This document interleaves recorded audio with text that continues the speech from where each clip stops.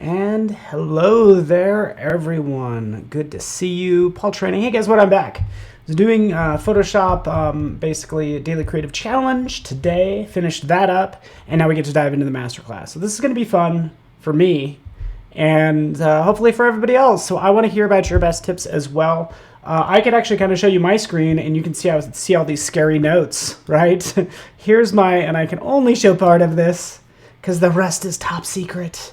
But just to share this with you, here's like all my tips for setting up Photoshop, shortcuts, mastering layers. It goes on and on. So I have quite a bit going on, by the way. So this is going to be a lot of fun, and I'm glad you're here for this. Photoshop pro tips, right? So this is your grab bag of pro tips in Photoshop. This will be fun. Yeah, we all switched up the schedule. Sometimes we have schedule conflicts. Sometimes we just try out new things. You never know, but this will be really good. Up after me, also, we'll continue the masterclass party with Kyle T. Webster doing an illustration masterclass. But we'll start with pro tips, and we'll dive into some of this. I have a number of files open that I'm going to be working with, right? Quite a few right up here. And I'm going to be talking a lot about shortcuts and things like that. We'll start off with just like setting up Photoshop first off, because what you can see right over here, we have our toolbar, right? Everybody's awfully familiar with this. I actually do not use this lovely little frame tool. Like, I just don't use it. Like, it just doesn't, and it just doesn't work with my workflow. And that's totally fine. Right? We can always customize the toolbar right down here. We'll go to Edit Toolbar. Sure enough, we can remove that as we scroll down. We'll take this frame tool, we'll drag it right over there. So this is fun if you wanted to mess with somebody. You can just, if you ever hop on their Photoshop for a second, you like remove the move tool. How frustrating would that be? Oh, so you could be a real jerk. Don't be a jerk. Again, nest those back in there. Artboard, don't use that very much. But that's all I would do right there. You also might be aware of this shortcut as well. This is just something fun, if I can kind of recall what it is. Command plus the Shift key, and I'll click the done, right? Command, Shift, click.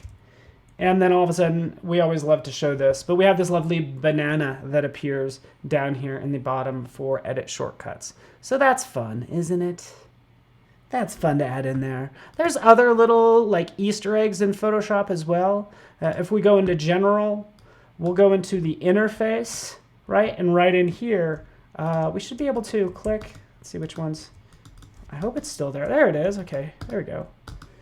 There we are. So go to the Appearance Color Theme, hold down Option and Shift, or Alt if you're on a PC, and we can change this to Toast. If we do Command and Shift, it'll give us coffee. So if you, actually Command Shift does toggles between both of them too, but you can, go with the latte version of Photoshop, which is the lighter interface, or you can dive into more of an espresso. I typically go more espresso or burnt toast or rye toast, whatever you want to call it.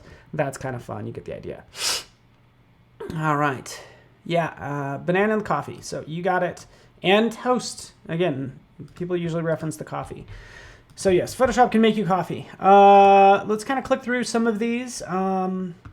I have a lot of the stuff to set to small. You can scale the UI to the font size as well.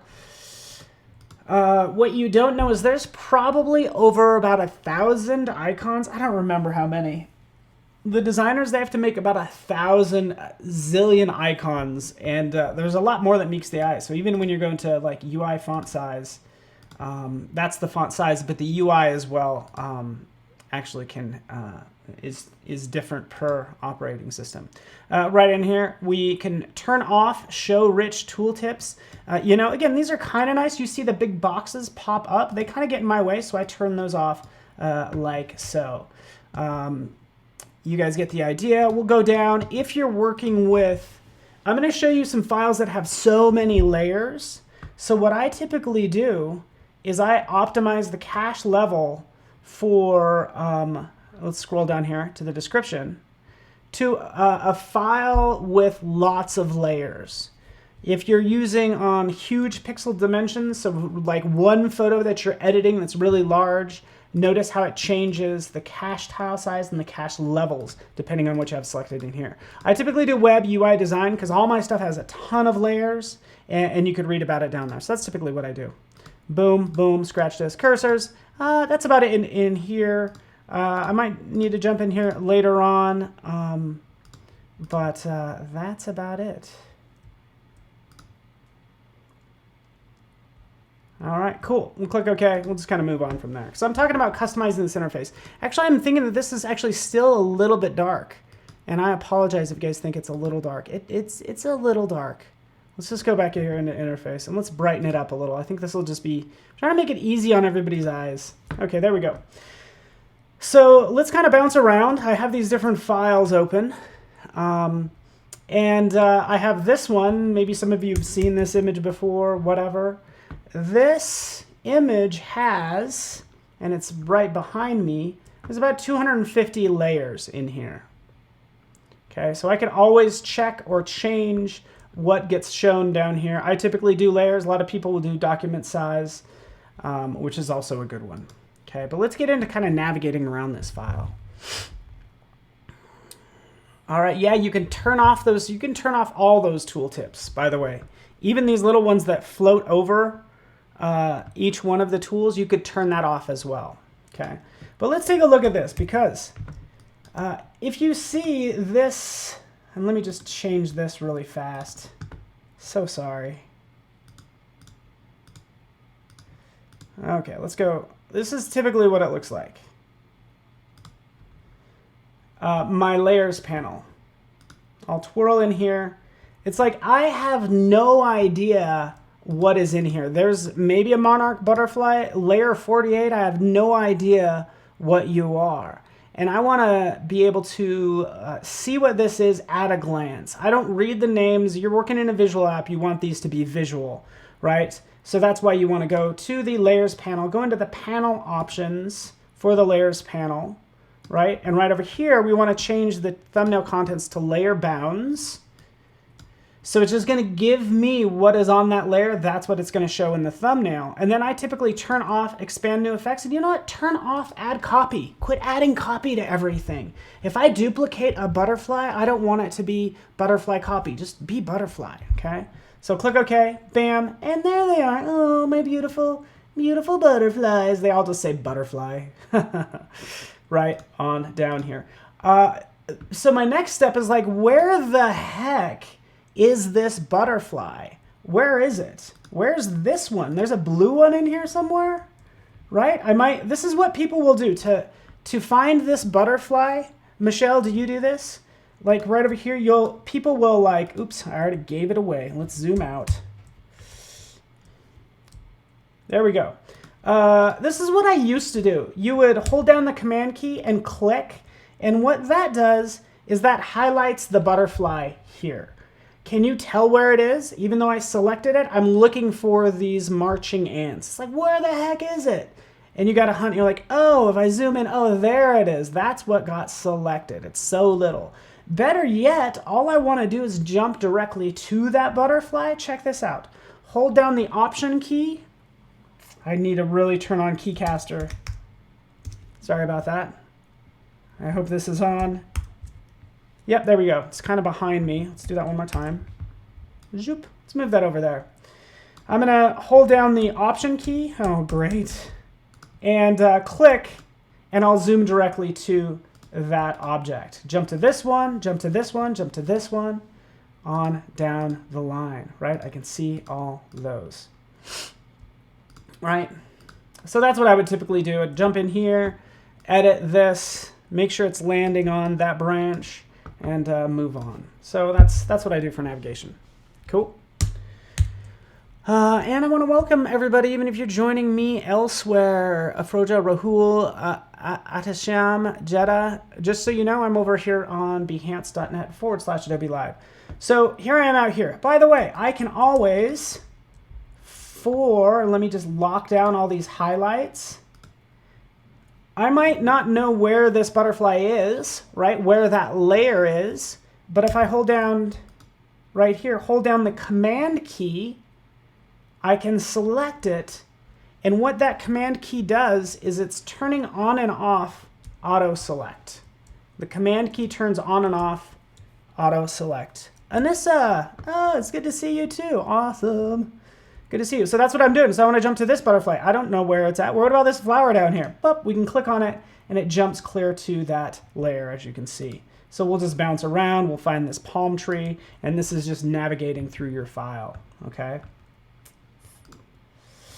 Here's another thing I will actually turn on. Like, I have all these highlights. A number of highlights, and especially if I start to like finish up my process of designing, like I'll start to play with different things. Maybe I'll turn on different highlights. Maybe I'll add an adjustment layer that's like a color lookup table. We'll do 2-strip look, see what that looks like. Okay, let's add another one. Oops. Add another adjustment layer. And I end up just turning a lot of things on and off and trying to find out what looks good. This is something you might do as well. And you're like, oh, I really liked the way it was. I want to be able to roll it back to whatever I had like selected or turned on and turned off, right? How can you roll back what you had turned on and turned off? Well, you can do that in the history panel, and this is the flyout menu for the history panel. We'll go to the history options. Right in here, make layer visibility changes undoable, which sounds so confusing. But basically, I'm showing it right here. You're able to, you're capturing in the history panel the layer visibility. So that's what I'm doing. I'm capturing the layer visibility in my history panel. That's this last little checkbox.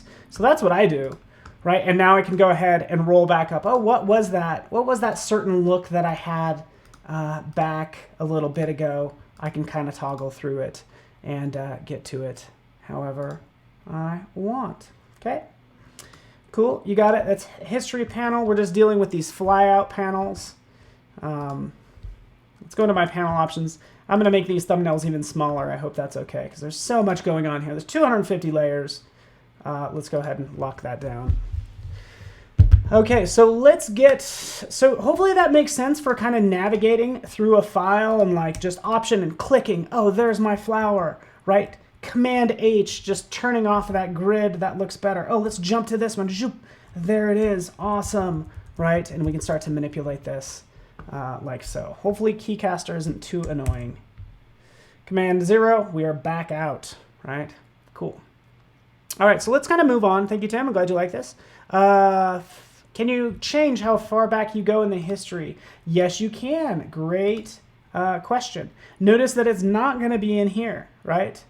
Any of these checkboxes like this does add to, it's taking up some of your cache, but you're not going to find it in your history options. You need to go to your preferences. We'll go into history log. No? Admittedly, I don't know where in each one of these, like where it is, but I'll find it.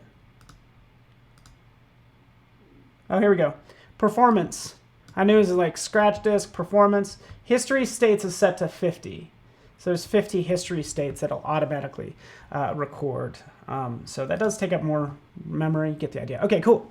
We got it. Glad you like the image. Let's kind of move on from here because like how was this created? Well, it was created with like a number of other images, right? So in fact, probably a lot of them are in this library, my nature library, which we can get into this all day long. But you can see it's like, okay, these are the painted ones, but here's insects, flowers, branches.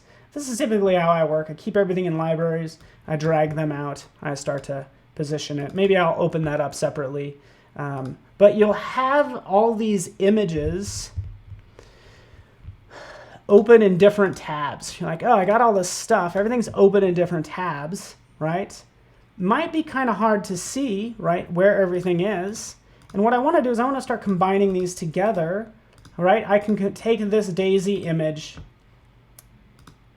for instance, and drag that layer up to that tab and drop it in with this particular file, right? So I could do that same thing here for my max file. Drop it in here, scale it down.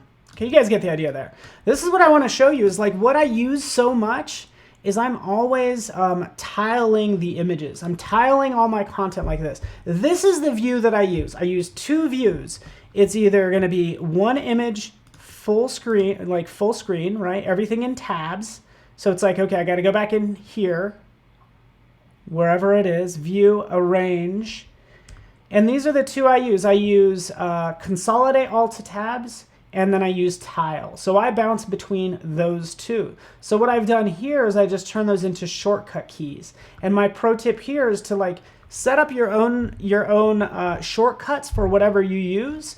My pro tip there is I mash all the keys together. So it's like I'll mash Control, Option, Command, and then I'll hit T for tile, or R for consolidate alt to tabs, because that's right next to the T. Right, but that's what I'll do. I'll do that, and that's generally my combo that I always use. So I just have to remember the first letter. So you know, I'll jump out, I'll tile everything, I'll compress everything back. Oh, that's the one I want. Oh, I could grab this daisy image, drop it into this one over here, and then I'll zoom in like that. So I just do a lot of that bouncing around. Just makes things easy. My other shortcut I use, by the way, and just so you know, right down here, keyboard shortcuts, that's where we add it. Okay, you know how to probably do that. But also I'm making lots of things smart objects, right? Especially for this flower.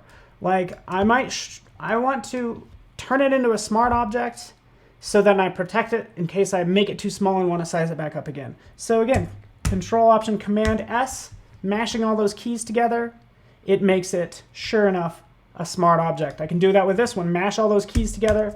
Smart object. There's no smart object shortcut, by the way. And I literally was asked that this morning. It's like, hey, what's the shortcut key for smart object? There isn't one. You're making your own. Okay, you got it. Right. Okay, cool. All right, just kind of reading over all these comments. So again, since it's a smart object, by the way, I can go ahead and shrink it down, zoop, and put it wherever. Maybe grab another flower. Let's grab another one real fast. Let's grab this one, right? I'll rotate it like so. Sometimes I need to flip images. So like, let's just say, for instance, you know, I want to flip this one so it's going to be like mirrored. I need to flip it vertically, right? To do that, you got to go clear to edit, clear down to transform, clear down here. Look at all the miles my little mouse had to take to go clear up to the far left, clear down to here. That's so much mileage. The mouse mileage is not good, right? So we don't want to do that just because I want to flip it vertically, right? Too far away.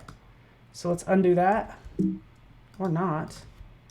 Let's flip it back. So this is what I do. Instead of doing that, instead of going all that way, Command T, you use Command T all the time, right, Fury? You use it all the time, Command T. But then if you right click when you're doing a Command T, you have access to all these wonderful flips and rotates and all that fun stuff. So that's what I do, rather than, and look at how far away my mouse has to go. It has to go like maybe 2 inches max. Done, right? So that's all. Shrink that down, put it wherever I want. You get the idea. Cool. Mouse mileage. Yeah, so here's actually, on that note, by the way, Carol, if I has to trudge through the snow uphill both ways, my mouse is traveling a long ways, like it's traveling far anytime I need to select a tool. And then if I need to select a layer, I got to go clear over here.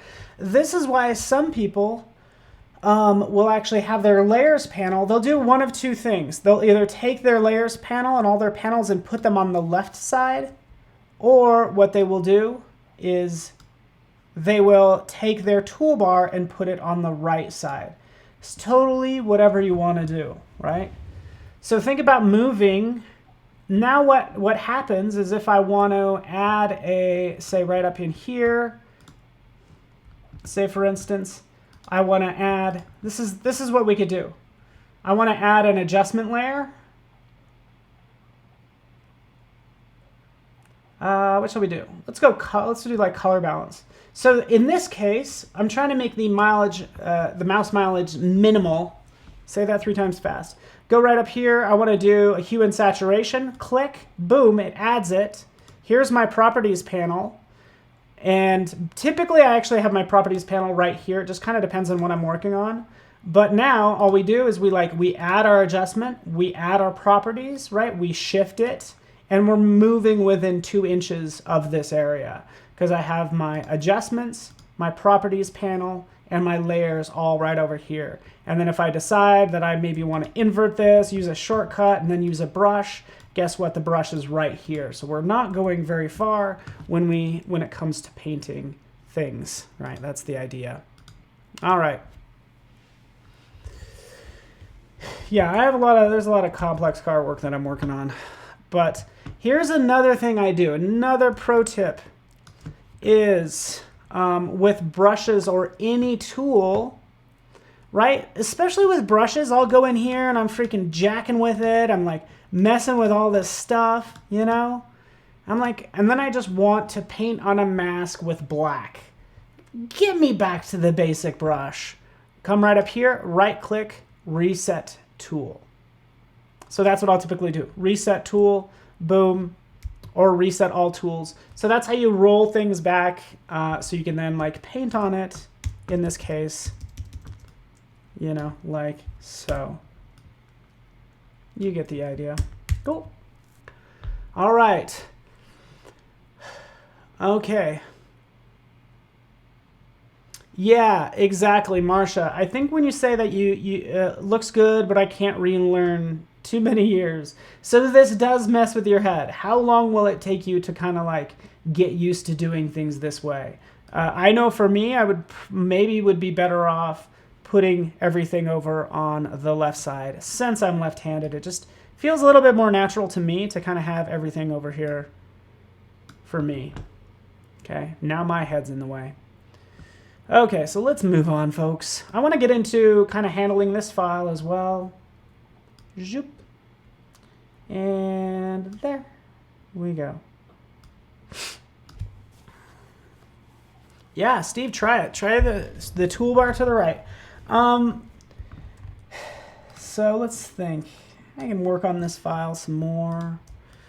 The big question is like, I'll sometimes open up files. I'll be like on my desktop, you know, here's an image. Like, let's open it up. Like, I don't know where it is at all. Like on my desktop, I have no idea. If you're curious to where your file is, you could right click and you can reveal that file on your desktop. So reveal in Finder, boom, there it is. Oh, great, there's my Grand Canyon image. I actually want to put it on the desktop, right? There it is. Right, so that's what I will typically do to locate a file. This comes in handy, by the way, if you're working on something with like smart objects. Let me actually open up a smart object in case you're curious. Like this daisy that I was working on earlier, I'll double click it. Here it's in a separate file. This is a smart object, right? And if I right click, okay. Notice how I can reveal a smart object or something that's in my library. Reveal in Finder, I could actually find it that way, right? If I'm curious as to where all my library items are being stored, as I go into these library items, like this flower, let's right click Reveal in Finder, and we can see all of our library assets are kind of scattered all sorts of places, by the way. But you could at least locate the actual file that way.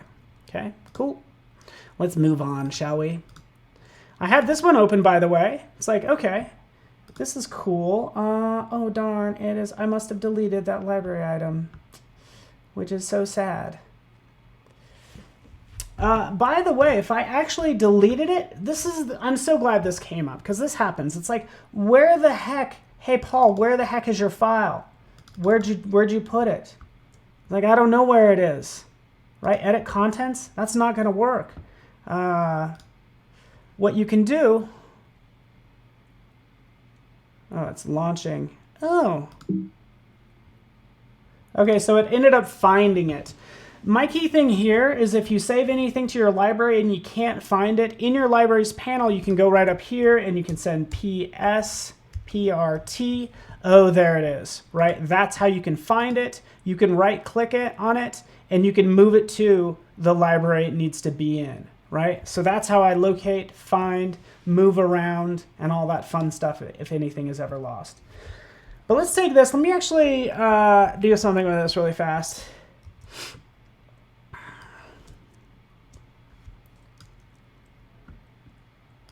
I have some exciting things going on. How we doing? How we doing on time?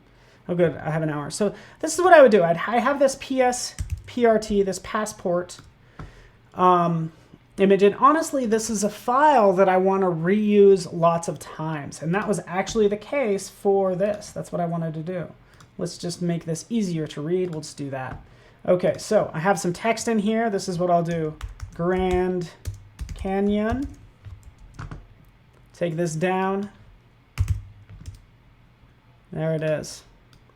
Okay, so here's my file. Passport Grand Canyon. Perfect, right? Or let's just close that file now. Let's go out here. Ultimately, what I want is I want this file to be my passport template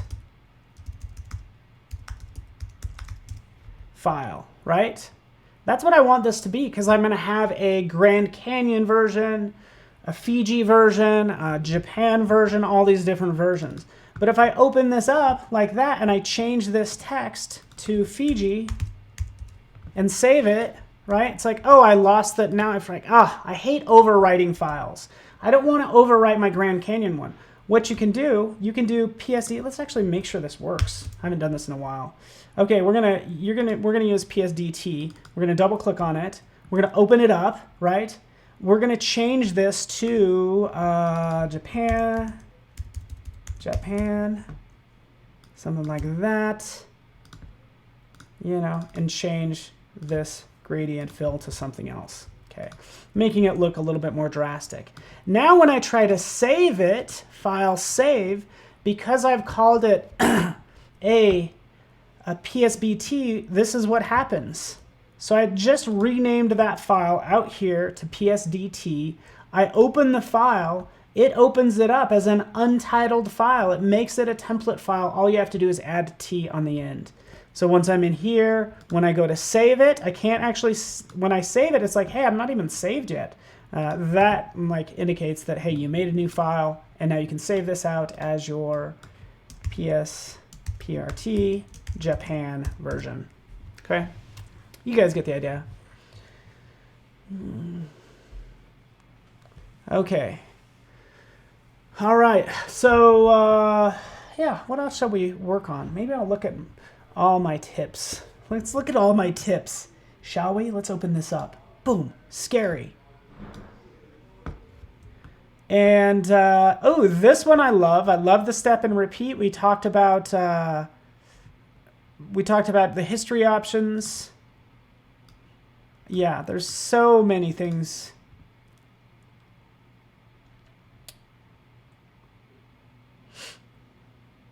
Ooh. This is also good too. Restoring last selection. That's a great one as well. But let's do step and repeat. Then we'll do restoring last selection. It's just Command-Shift-D will restore your last selection, because too many times you'll go through something and you'll spend all this time trying to select this thing, right? Like that. Okay, there it is. But then you'll like move on to something else. And, you know, you'll do something else. You'll do some other moves, right? And you're like, oh, I need to actually roll that back to that previous one. Command-Shift-D, it loads up your last selection, no matter when you actually did that selection. So I could be busy painting and doing all this other stuff. It could be however long, however many times later. Shift Command D, it brings up that selection that I can work in. I think that's awesome. Am I going to upload this file on Discard? Probably not. Especially not this one. Okay. Cool. Let's do some other fun pro tips. We could work on selections. I want to get into some of these additional files. This one's cool. There's this one as well. I actually love this. This is pro tips. I love doing this. Let's do this. This is really fun. This isn't even my tip, by the way. You know, of course, most of the things I've just learned from somewhere else. Let's do this really fast. We're going to make something crazy using gradients. What I often do with all of my gradients, all of my shapes, and all my brushes, typically I put them all in one big folder so I can just kind of scroll through it and visually see. So you can have things in folders or not have things in folders, because it was really annoying because all these gradients were in a blue folder, a green folder. It's like, no, just show them all to me so I can jump in and pick what I want. So here's a, move that up. You know, here's a gradient. Now I can just kind of jump in. If you're using more radial gradients, guess what? You can change it to radial gradient. And now we have a radial gradient every time we select. I want to get into just creating something kind of crazy. So we'll do this. We'll change this back to linear gradient, right? Like that. And if I double click on it, I can adjust the angle. So this is new, is being able to adjust the angle. But also I will change this to like reflected. So let's change this to reflected. I basically doubled the number of colors because now I have it reflecting and it will like continuously repeat. But I could also scale this up or down as much as I want. Anyways, I'm just gonna get something like that, click OK. Make this a smart object, filter, liquefy. Right? Nah, maybe I want to liquefy, maybe I don't. Actually, maybe not. Let's not liquefy it. Let's do something else. Let's go to filter. We'll go down to mezzotint. No. You're gonna have to give me a second. Because I gotta reach into my brain.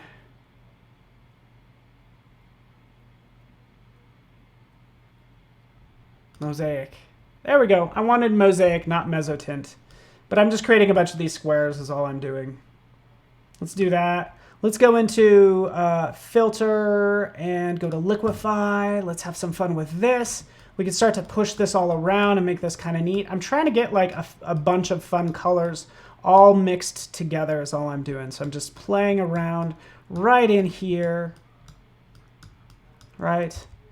Click OK. Command J. Get rid of these. Like that. So anyways, I'm just getting some crazy colors. But let's do this right now. This is what I want to do. I want to go over and add a new layer, and I want to get the smudge tool. Let's go right over here. Smudge tool. Zip. Smudge. There we are. Let's reset this one because I changed it to something crazy. Reset tool. Boom. It's back to the way it was. Right? I'm going to change this strength to something even stronger. We're going to make sure that it's a nice hard brush, in fact. And now I'm going to use smudge, and what I'm going to do is I'm going to sample all layers. Boom, like that. Sample all layers, and now I can go in and say, or not really say anything, but basically do some distortions. There we go. It's easier to see here. Let's change the strength all the way up to 100%. And now we'll go in and we'll just do like, yes. Like that. I don't know. That's kind of ugly. I have never even touched the smudge tool. I love the smudge tool. So I did not do text that clear, by the way. I didn't really make it that clear. It doesn't look that good. Let's be honest. Right? Your results may vary. But what I'd want to do,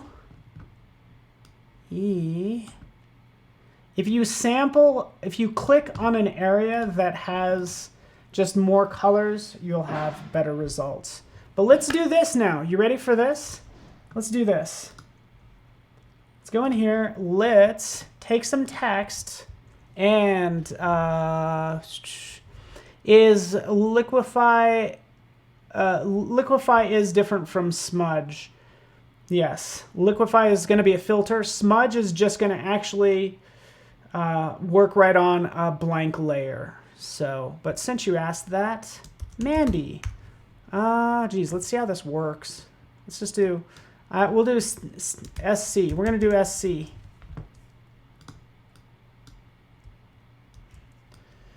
Let's just try this. Steve Festus. Casaboom. All right. We will select that text. We'll go on a new layer. We'll go to my paths panel. I'll turn this into a working path.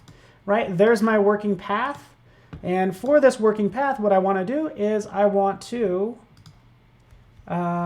stroke this path. So right over here, stroke path. Click right there. Before I do this, actually, is I'm going to turn on this crazy background layer. The short of it is what I'm doing is I was horrible at writing out yes. Instead, I'll type in yes or type in somebody's initials, do your initials, turn that into a work path. From there, all we need to do, and again, turn on that, stroke path, and now we'll select smudge. So that's what we're doing. We're going to stroke this path with the smudge tool. Click OK. This just is going to take a second. I'm not sure how these results will look, but here's the final result. Actually, it looks pretty good. Look at that. We use the smudge tool to make this fun text, and you get the idea. There you go, Steve. Ooh, look at that. So trippy. All right. That is for you, Steve. You are welcome. It's like okay, an okay design. Okay, let's move on. Okay. All right. Checking if there's anything else I need to talk about. Oh yeah, let's just move on, shall we? There's that design. Again, using our shortcut keys, bam, bouncing out here. We have this lion. Oh, that's cool. Let's get rid of that. We know we could use the object selection tool, right? But really what you want to use is select subject. That's typically what I will try, is I'll try select subject. Bam. It'll select this lion, okay? Then I can turn that into a layer mask, and basically I removed the background, okay? That was too many moves, right? I'm going to do that in one move, right? One click. So we'll just throw away that layer mask, because right in here, for pixel-based layers, we're going to have a quick action to remove the background. That's all I'm doing anyways. So one move, we click, and we've removed that background, okay? That's pretty good. We could use Refine Edge and clean that up. You guys know how all this stuff works. This is not new right in here. What I will often do in here, though, is scroll down. Oh, never mind. That's not in here. Yeah, so anyways, it's fine. Let's move on to something else. Let's go into just another example of selecting something, like her, for instance. We could do the remove background. Let's just try this. I actually have not done it with this image before. Let's do remove background. Boom, it removes the background. But not only that, it actually, if we just click right here, knows that it's a person and it selects her hair. Look at that. It actually recognizes this as a human, and they're like, the human has clothes and might have hard edges down here, but for the top part, hey, go ahead and do that refine edge. You don't need to do refine edge when you're using people, because yes, It's portrait optimization. So that is the select subject portrait optimization. The thing is, by the way, is the quick action. It is part of PS, Photoshop. Make sure you've updated Photoshop. So that's the cool thing is like I didn't even use select subject. I did remove back. Let's do go back. I did remove background. So it'll work if you do select subject. Bam. It'll select her hair, which is amazing. But it also works when you use remove background. Bam. Selects just her hair, as you can see. I'm holding on the Option key, and I can click on that layer mask, and that's how I get this view. Okay? Cool.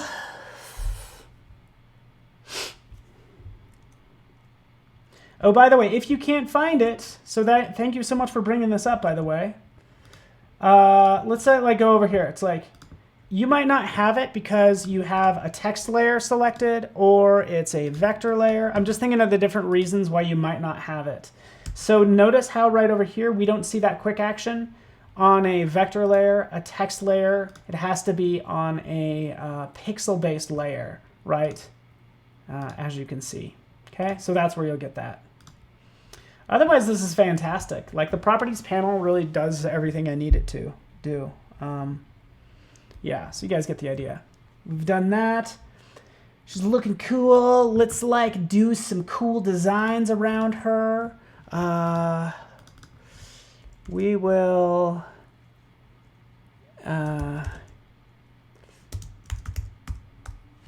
we'll use Mia's name right in here. We'll work with some text. We're going to turn this into a fun design as well, and I got 15 minutes to do that. I'm going to jump in here. I love this. You guys know me. Lust script is probably my favorite font.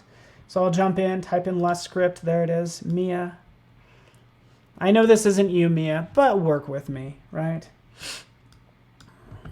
For text, and let me just add some fun gradient for the background. Okay.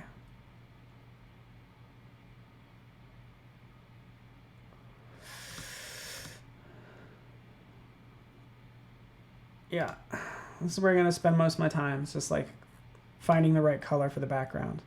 But I'm just going to make sure this text kind of stands off a little bit more. And we'll sample from her cheek. That's the color we want, something like that. But let's go ahead and change it because for a lot of these letters, depending on the font, there are extra glyphs. So it'll only pop up if you have a font that has alternate glyphs. So that's what I'm doing right here for this L. Oh, look, I can have this lovely, actually, am I spelling your name right? H-E-L-D-T, held, yep, there we go. We can make this extend down, right? We can grab this T right here. That's why I love Lust script. Let's make it curly on the end. Let's see what other interesting things we have for like the A or the M, right? But that's what I'll typically do is I'll explore these alternate glyphs and pick the ones that I feel like are gonna be the most fun, right? Maybe I'll cut this, put it on a separate line.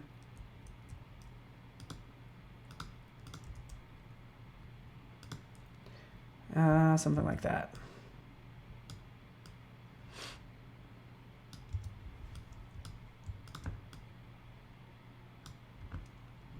Oh, I do not like this eye. The eye is a little too much.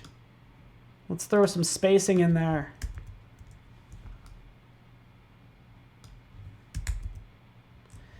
Command Option, using my arrow keys, I'm basically adjusting the spacing between the letters. Is all I'm doing. Okay, there we are. Anyway.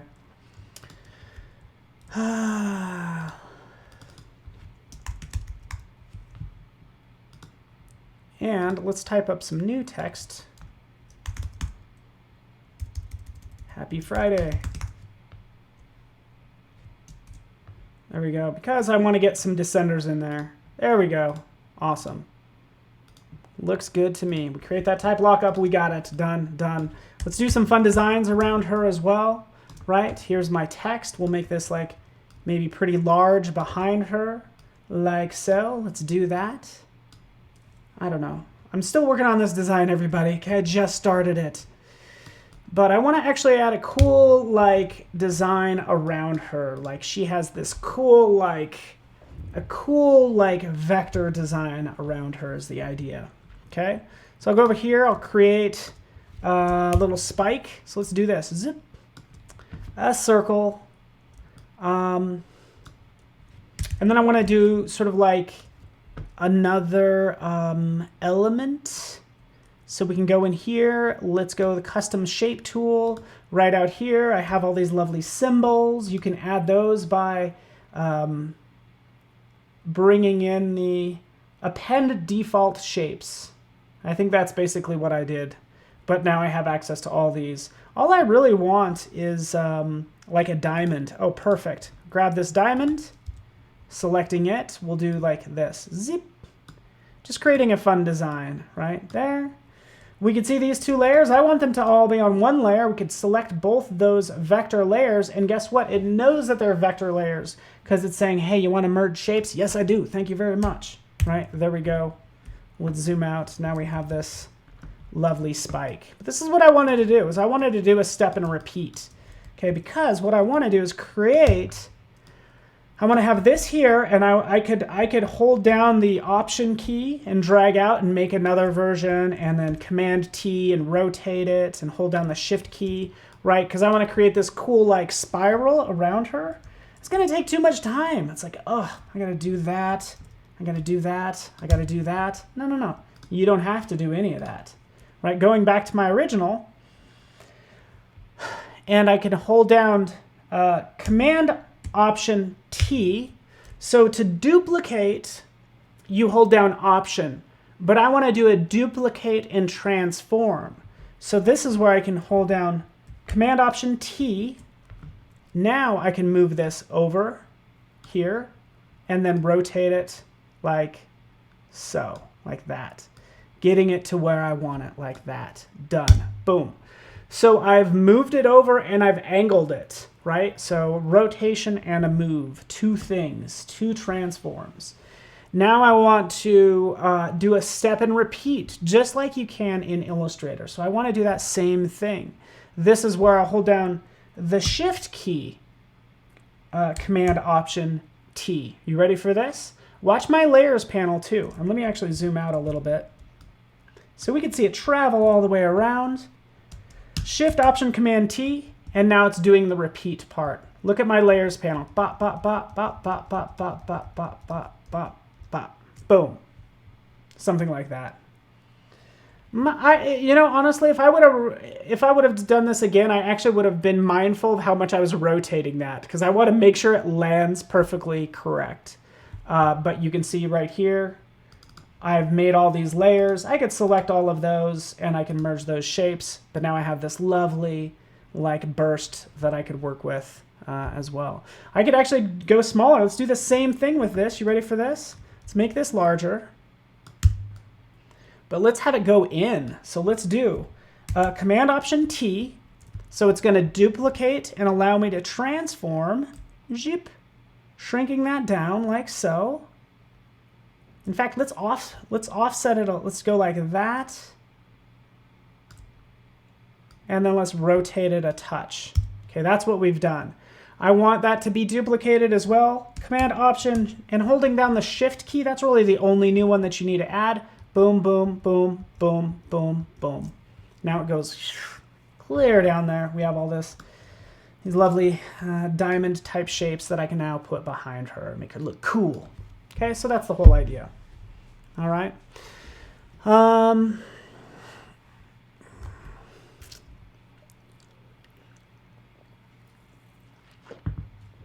What else? What else? What else? So many tips that I have, by the way. I've been trying to make this like seem coherent. We could talk about the pen tool. That stuff's pretty straightforward. Oh, did you know that if you really wanted to have a shortcut key and you just want to use, oh yeah, do I have them still assigned to this? Like there are two letters that are not being used by all the tools. So all the tools, I could hit A for brush, or excuse me, A for arrow, B for brush, C for crop, D for default colors. But there are 2 letters that are not taken as well. So we can actually assign those to the foreground color to move the foreground color forward and background color K, right?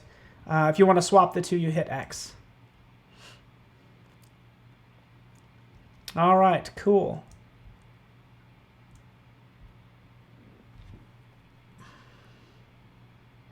Yeah, that's about it, guys. I have 5 minutes. I can get into some pro tips also on the iPad. There are more, by the way, but I feel like there's new features that are available to us that you might be interested in. Another thing I'll also do, by the way, as I start to work on a file, I've been showing this one a lot. I'll often sort through it because it's like sometimes I just want to see all the adjustment layers. You can go up here and say, hey, you know what, just show me, right up here at the top, just show me all the adjustment layers. Click right there, and here's all my adjustment layers in this file. So sometimes I'll do that. You know, it's like I just want to see all the pixel-based layers. Because everything's so complex, just show me the pixel-based layers like so, right? And I'm so glad this little red dot pops up because that way, like sometimes you'll turn this on and you'll be like, hey, where's my text layer? Okay, let's just turn that off and you're good to go, okay? All right. Yeah, Marcia, yes, I guess if you guys follow me, that would be great. And I don't know, I'll probably post them out there somewhere, either to Instagram or I don't know where. I'll have to think about it. Yeah, I could post them to Facebook, Twitter, or Instagram.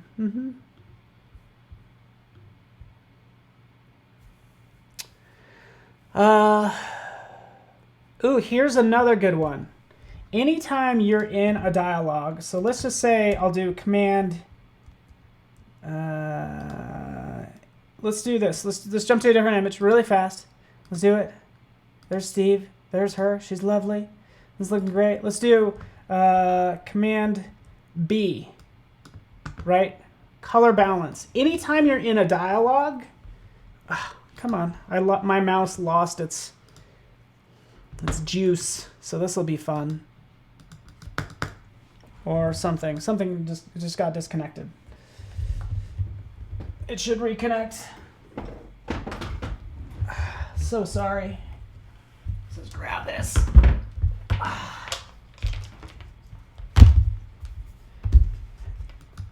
Oh yeah, my mouse died. So let's just go ahead and use my actual laptop off to the side and wait 1 second. It'll come back, not to worry. And we're back, baby. Here we are. This is what I wanted to show. So I'm going to zoom in right here. I'll sometimes mess with this, like get this to be different colors, like that's over there, or whatever. Especially when it comes to curves and things. Anytime you're in a modal dialogue, like you see right here, and let me turn off that silly little virtual version of me. Hold down the Option key, and it will set the cancel button to reset. So just hold down that Option key, and that's what happens. Then you could reset it back to where it was, because now I need to start over just to do something different.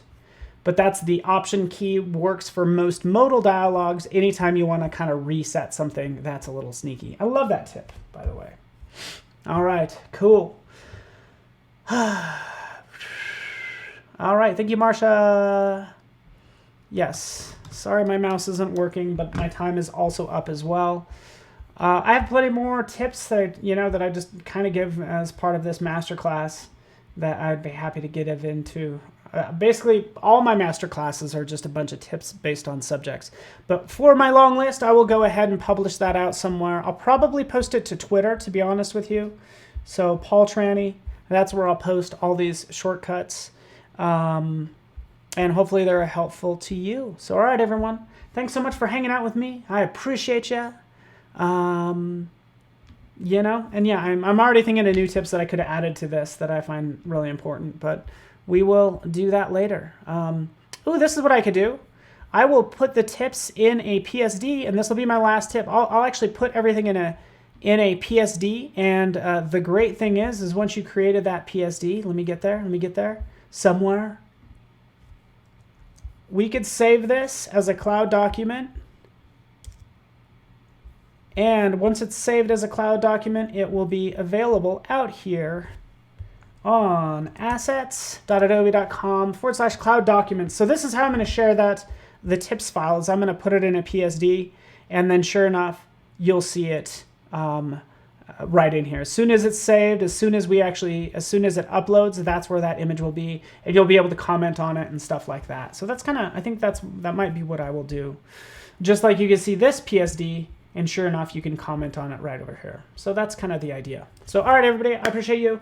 Stay safe out there, everyone. Be kind to one another, huh? It's not that hard. It's just so hard being mean, you know? But I appreciate you guys, and thank you so much, and we will see you next time. I leave you in Kyle Webster's very capable hands. Stick around for his segment up next. Thanks so much, everyone.